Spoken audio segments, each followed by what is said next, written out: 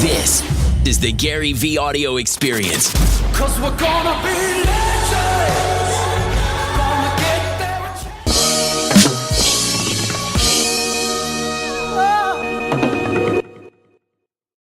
All right, so my name is Hashim. I have my wife, Janetta, been together since high school, sweetheart.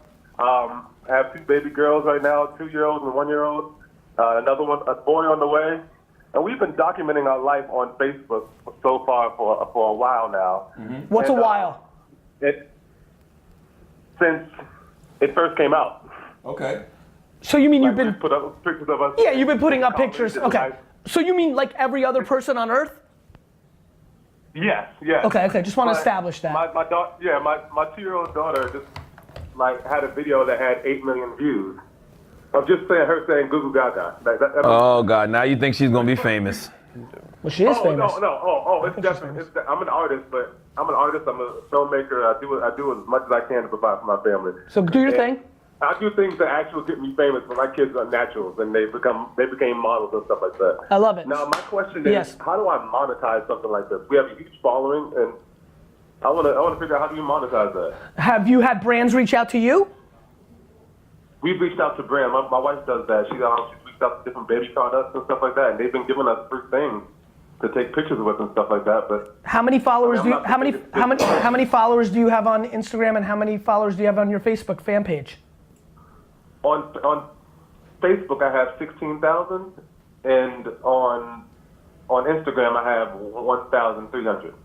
You're not big I'm enough. verified on Facebook. So my wife wants to make I mean, I'm not even gonna lie. That's always a difficult question for me because I don't think you should try to monetize fame. There's nothing attached to it. Like, what are you famous for? Like, if she had an actual skill or a talent or Well, something. she does. I think this is actually an interesting debate because I would say escapism is the fame, right? So like when people say what is she famous for, like is watching men run around and throw a ball into a basket or throw it around and run over each other. When was that considered a huge skill and when wasn't it? You see where I'm going? Yeah. It's a really interesting time, right? Like what becomes, it's amazing to watch America, this market, make certain things skills. Kids did not get paid to be good at skateboarding in 1960. They do now because people will watch it.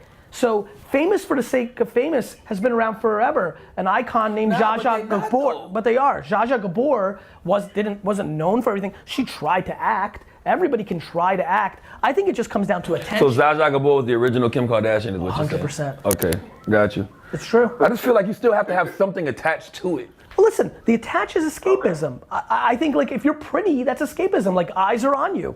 Mm-hmm. It's called modeling. Pretty girl privilege. That's real. That might be actually. Let's take the fame one out. That might really be the one. That might be the one. My man, listen. Here's the punchline. I think you might be slightly delusional in a very sweet way. I can already tell you're a good guy.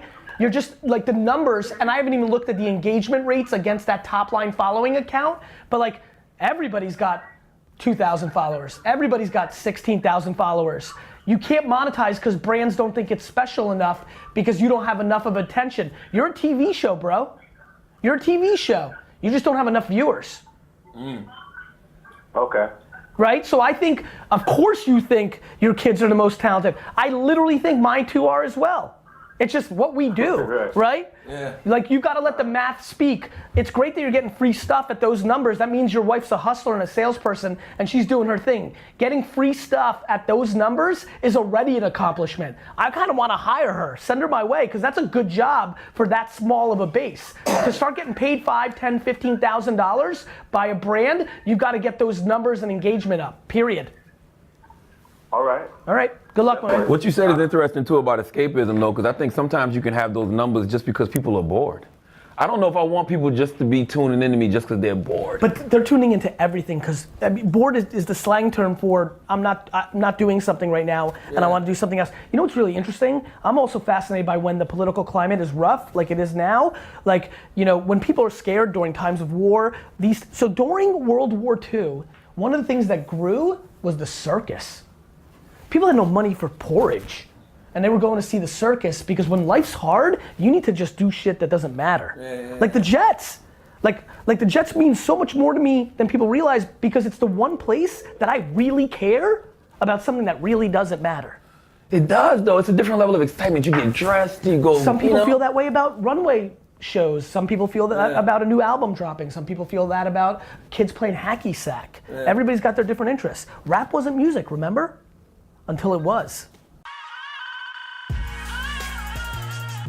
Was it? Hi Gary, I'm Piper Reese from Piper's Picks TV, and I'm here at the 2016 Nickelodeon Kids' Choice Awards Orange Carpet. So I've done over 700 interviews since I was 7 years old. And I've also been pitching a scripted TV show concept. Eventually I want to expand to an online TV network sort of thing. So I want your advice on how to monetize. Where do I go from here, and when can I interview you? Oh my God. That's amazing. That is, so Piper, I'll save you a ton of time. Let's do it ASAP. Tell me where you're at, get to New York, call me. Actually, sorry, Piper, text me. That was amazing. What do you guys think about that? I think that when she talks about how to monetize, I think the short game is to go for brands. The long-term game would to be continue her hosting on YouTube, push it on her platforms, and maybe even grow it into like sort of a brand where she has a clothing line. I mean, she's adorable. She has red hair, which is different. She could do something with that. So I think there's Make a her lot own of little ways for her network. to monetize. I mean, honestly. Yeah. And I also think right now, it's not about the ads, the pre-roll ads. It's about what are brands, like who are the brands that want to work with you and that makes sense with your brand. Right. If you have hoverboards sponsor a video, no one's gonna care. But if you really They sponsored them all. yeah. So, find things that work with your brand and integrate it into your content. Don't, I think I will definitely have you on the show. You'll interview me, and during that show, I'll give you much more detailed answers because it's really predicated on your situation. I don't know the financial situation of your parents or your situation. There's so many things. Like, I hate giving general advice when there's an opportunity to give specific advice. So since we're going to be hanging out, I'll go there. I think the longer you can wait, the more you will make if you've got the talent. And so I think that's the real key. I think the other thing is, I noticed all the things you had there. If I were you, I would aggressively start looking at Musical.ly. I don't know what you guys are doing with Musical.ly, if either one of you are on it, but I think that is the absolute platform of junior high right now, and it seems like that would be a very smart place for you to go. So I would continue to be first mover in new places, because I think you're at such a young age where that could be a big, big, big advantage. Supply and demand is differently on Musical.ly than it is on Snapchat, Instagram, or YouTube. So we'll have specific advice for you, Piper, very soon. That was cool.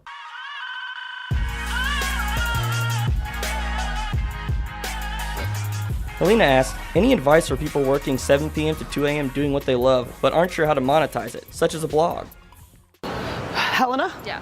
Helena, I think, I think it's dangerous not to have a concept of how you're gonna monetize if you want money as a KPI, meaning I need everybody to understand there's a difference between strategy and patience. You need to be patient to execute your strategy, but you need a strategy. And by the way, strategy is very easy. If you're building a personal brand, or if you're talking about coffee or things of that nature, or whatever you're doing, there's a lot of ways to sell. You sell as being a personality. You show up at events and get paid for that. You make a book and you sell that. You create a product like a coffee maker and you sell that. There's not a lot of different ways to monetize and make money. You make it through advertising. You make it through appearance fees. You make it through selling stuff. It's quite basic. So I've saved you time on your strategy. That's how you're gonna monetize. You're gonna siphon the leverage into a product, a service, or your time. That's it. That's your strategy. I've told you. You now know how you're gonna do it. Now, what you really need to worry about is, does anybody give a crap about what you're doing between 7 and 2? And you can't just talk about loving knitting or loving sneakers, but nobody thinks you're good at it. There's a little bit of a meritocracy in this. The market has to care, and if the market doesn't care, you lose.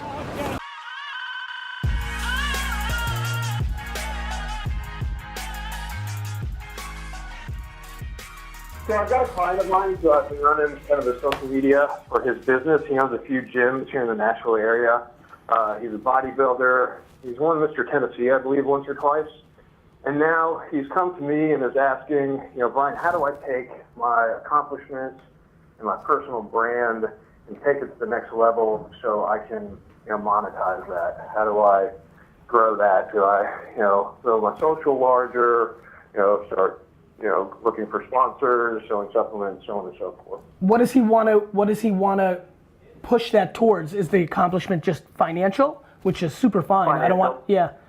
Well, I mean, I think he's got to pick the things that he wants to. The answer is you need to bring value to people so they follow you, and then you decide what you want to move your audience to, and you need to believe in what you sell, right? Like just getting, I remember I was visceral against supplements over the last decade because the first 80 people I met, I knew didn't give a fuck about what was in the supplements. They were just slapping some label on some shit they bought in China. And so I was like, and I remember thinking, shit, this is scary. These were like friends or acquaintances. I'm like, bro, what if like in 4 years it's found out that you don't even know what you're buying? What if people die from cancer? Like, how could you live like this? So I like just was like completely like, now I've become a little more educated, started getting my fitness better. I started meeting people that are actually from the fitness game and care about it and like do the homework. I mean, Jordan is so unbelievably knowledgeable, like, and the way he talks about stuff, it's thoughtful. It's not slapping a private label on the cheapest pills in bulk that you can buy on Alibaba and trying to flip them on your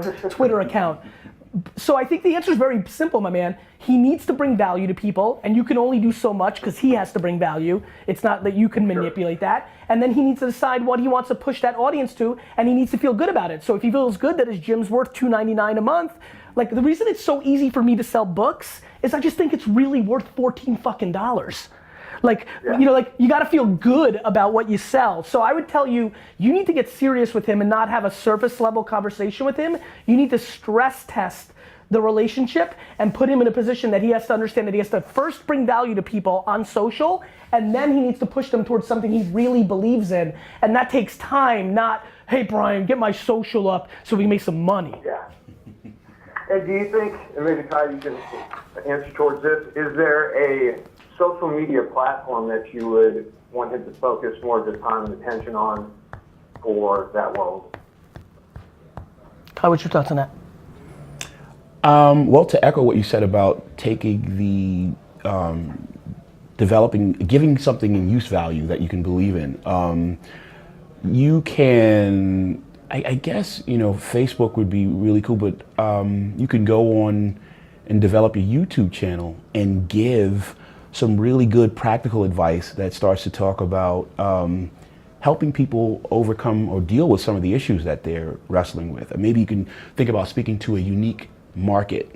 There are a lot of people that are dealing with a host of issues that diet or different dieting strategies can help. Not just talking about the Mr. or Mrs. Jones that wants to lose a few dress sizes, but the person that's actually needs to eat in a specific way to combat some of the health crises that they find. And as a result, aren't as easy or find it not as easy to find those answers, just out there. I think you could develop a resource that speaks to that specific group or a bunch of different needs, and now create something of a substantial use value that is worth the subscription price on your, or actually technically more than that, so you give more in use value than the actual dollar figure that you charge. Tried and true advice, man. Provide people value up front, then sell them something you believe in. Super simple. Cool. Yep. By the way, to answer your question, Instagram, Facebook, YouTube, Snapchat, and Twitter on the next tier below that. But the three things above that, priority. Gotcha. Can't win in 2017 without a substantial Instagram, Facebook, and YouTube strategy. Can't win. Got it. And that's on video. And so then if you want to talk about written, Medium, LinkedIn, your own blog, and then if you want to talk about audio, your own podcast, other people's podcasts, Spotify, believe it or not, SoundCloud, believe it or not, content on music platforms, I think is a arbitrage. Got it? Cool. Awesome, man. Thanks. I appreciate it. And You got go it. Jets. Yes, go Jets is right. Ottawa Hoops asks, how can student athletes use social media to monetize their brand? I'll jump in on this one. So I think the NCAA is ridiculously difficult to navigate, and I have real venom towards it. And I don't know every detail. I have real venom towards it because I also grew up in the wine business where the laws are ridiculous and not practical and are archaic. And then it gets even worse when you really look under the underbelly of why the rules sit there. So I think student athletes have to be careful because they can lose eligibility, right? Yeah. Like, were you always scared like that? Yeah. Like, it was always like a bad cloud, right? Yeah, and Coach K was like, don't fuck up. Right, no, you don't want to mess up his program. He's not gonna like that.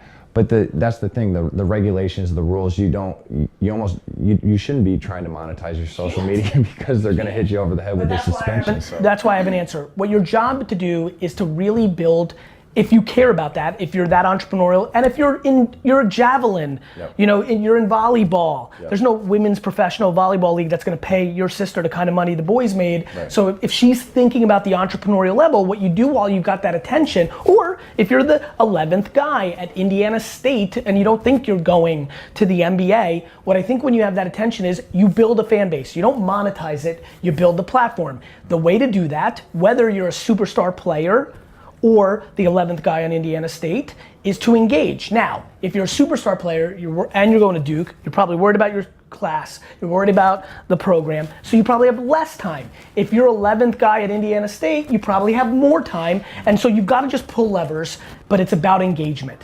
Again, I'm hot on this because it's a Larry Bird reference and I didn't want to use Indiana. Like, I just thought it was funny. So if you're Indiana State, 11th guy, right? Every single person that references your game on Twitter is something you can engage with. Maybe you didn't play, but it would be really funny if Tyler was like, you guys suck tonight, and you jump in and are like, yo bro, they'd be pumped because they actually watched that game, that context building. Now all of a sudden you leave school with 80,000 followers, where you would have had maybe 1,500 if you didn't give a crap, and now all of a sudden you are tweeting out looking for opportunities this summer. That's where you're at your height because you just went through the program and 6 or 7 leads come in and away you go. That's really the only way within the rules of the NCAA. Yeah. Cool. Agreed. Move on. Yeah, I'd like to know a little bit about your document, don't create ethos. It's something we've been doing a lot more, and I enjoy hearing your general perspective on it. No problem, and I'm glad you're asking. Thank you so much, and hope everything's well, and it was really nice to run into you. Well, I appreciate that. No worries, man. I'm gonna hang up and get to the next one, but I love you and stay well. So documenting versus creating. Don't dial it yet. This has been a big breakthrough, so much so, as you guys all know, because you've been watching GaryVee, some of you, I really am writing a new book called Crushed It, and it's profiling the people that read Crush It and crushed it, and giving you the updated on what I would do if I was a personal brand on Instagram or Twitter or Snapchat, or how do you build your personal brand and or the business around your favorite passion, be the queen of strawberries or vegan food or tailgating or making candles. That ethos that has played out even to a greater scale than most people believed, one that I believed so much when I did the first book. This document and instead of creating thing is so big that there's been nights and showers and just like jam sessions in my own mind over the last month where I'm like, should I make that book? Should I quickly sneak in, document, and don't create? Do I make that a big ethos of Crushed It? Here's the punchline. What I'm seeing, and so many of you are answering on this, is people are crippled when they have to create original content. But when you actually understand that you and your life are the unique piece of creative, it changes everything. Is everybody interesting? No. I mean, the answer is no, not to the macro, meaning not everybody is destined to become a social media reality star, but so many people are destined that will never start. So many people, like look, you don't have to be the Kardashians, right? You can be some version of it. Here's what I do know. There are 1,000 people watching this right now that if they started making Snapchat stories, Instagram stories, YouTube videos, Facebook videos, and post 3 or 4 times a day documenting what they're doing, eating this lunch, taking my kid to school, this is who my uncle is, this is my sister, this is what I'm into, this is soccer practice. If they started documenting instead of like, ooh, let me make a video about like how the sun comes up, or like instead of creating something, you just document your actual life. My biggest belief is so many of you should be documenting your journey of becoming an intern, of moving from college to the real life, going through your divorce, starting your new business. If you document your truth, my belief is that there is a stunning amount, 1,000 of you watching right now who could make as much money, and that might be 80,000 and that might be 380,000. You can make as much money documenting your life through all these channels, and making monetization through ads, affiliates, sponsorship deals, speaking engagements, books, and all the other ancillary things that happen, you can make as much money being you, as much money being Tyler Babin as getting paid at VaynerMedia being Tyler Babin in the production team. Like, I just believe that truth.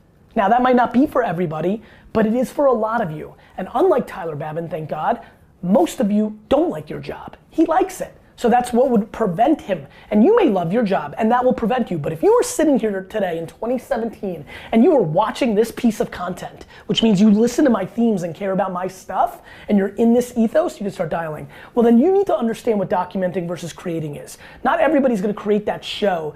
You know, it's a lot easier to make a documentary than Cheers if you understand the power of the current platforms and things of that nature. It's not that documenting is so easy either, but just telling your real life on a daily basis, super interesting to me and something all of you should at least try.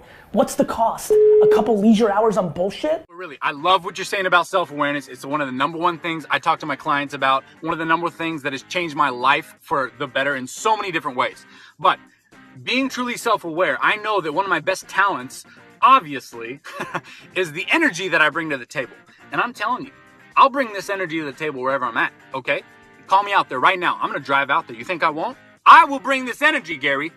And I know this would be really great for brands, but I'm trying to brand my own thing on the side, right? So the question is, how do you harness an emotion that comes through the energy that I develop and give and share with other people? How can I monetize that online? I've been working on it and I could really use your help. Thank you so much, Gary. I love you, man. Hey, D-Rock, link in the description. Ooh, get right there, right there. Live life, guys, and go New York Jets! Woo! Jason, what are you doing with that? Wow. Like Jim Carrey. He's really, that's really got some interesting charisma. What do you think? How does he monetize all that energy? Well, here's the thing. We both know online is a great way to get attention. It's a little bit challenging sometimes to monetize. Obviously, the CPMs are very low. It's hard to get to the brands. That's why big agencies like yours exist and other ones around town. They have the brand relationships. So there'll be some opportunity to join these networks of stars, you know about those. Yep. And that's a fine way to do it. But I think building your brand online and then increasing your prices offline. So if he's a trainer and he's got 5 clients and they're all paying $50 an hour, what I always find is people are afraid to raise their prices and lose clients, right? So if he keeps growing and he's that good, you know, he should be able to double his price, then double your price, then double your price. And you know, maybe have 5 people who are paying $400 a session or that kind of a thing. So be good at whatever your skill is and then keep raising your price. Products, services, content. Yeah. There's only 4 to 5 things that one can do to monetize. Yeah. You've got great energy, you get intention, you build a base, and then you could do a lot of different things. You could sell them stuff, right? Make a product, you can sell a t-shirt, like you can sell them a physical thing. Yeah. You can create a service. If you train people and it's $50 an hour, then it's 100, and then it's 200. You can be in a place where you as a personality gets monetized. You sign a book deal, you sell a lot of them. You speak for $100, then $1,000, then $5,000. You create a scalable content play. You put out something that is, you know, you put your classes on Udemy and all these kind of things, Creative Collective and things like that. So you and I can give you like a lot of things, but like the truth is there's only like 5 or 6 things that are out there. It's always the rookie mistake when I talk to somebody and say, what's your business model? And they say, well, it's gonna be advertising and subscriptions, and then we're gonna sell things, and then we're gonna sell the data, and they list 18 things, and it's like, whoa, whoa, whoa, whoa, whoa. The great companies, Uber, take a percentage, Tumblr, advertising, Google, ad network, right? It's very rare that you see even a big company, Apple, selling hardware, goes into a second or third business line. You have to pick one and master it. And just master it, because you know how hard it is to get advertising and content to work. You have to be the #1 person in your category, and you have to have very tight relationships, and you have to deliver for those advertisers. On a product basis, people who are making great products and selling them at a high profit like Apple, man, it's hard to compete against people like that. You have to be exceptional in this day and age. The other thing for a lot of you that are watching that I think will be valuable is try to do everything. Give a free speech. Create a content ebook. Go try to get a publishing deal. Like try different things. And see which one's pop. Yeah, see and what which one you enjoy.